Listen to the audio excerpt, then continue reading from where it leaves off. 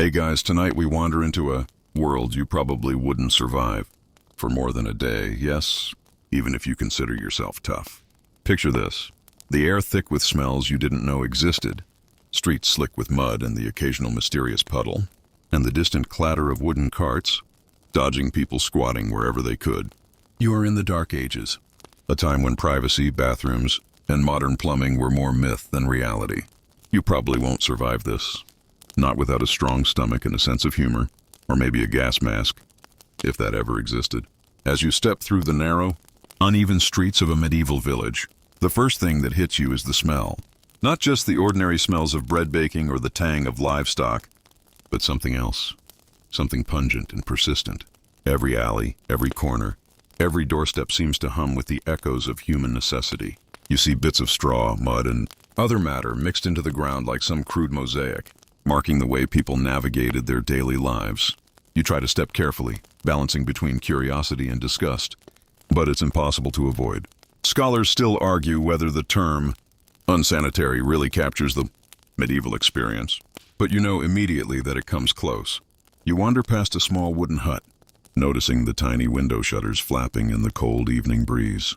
A faint squelching sound makes you freeze. You remind yourself this is not a place for squeamishness. You crouch down slightly to peer through a gap.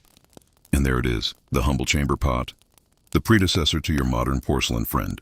It's a simple wooden bowl, darkened with years of use, sitting by the bed.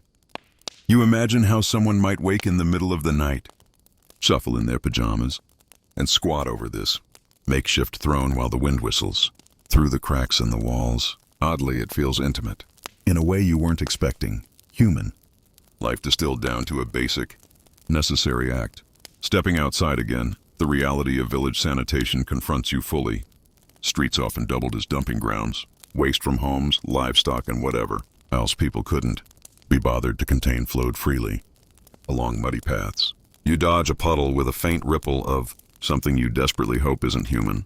Peasants wave at you lazily as they go about their daily business, carrying baskets of produce, chatting, laughing, but always aware of the stench around them. Oddly, it doesn't seem to bother them as much as it does you. And you wonder if modern noses are just spoiled by indoor plumbing and air fresheners.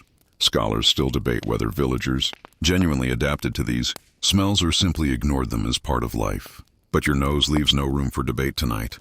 At the center of the village, you spot a well. It's covered with a wooden lattice, and you notice kids playing near it. You resist the urge to intervene. After all, medieval children had a resilient,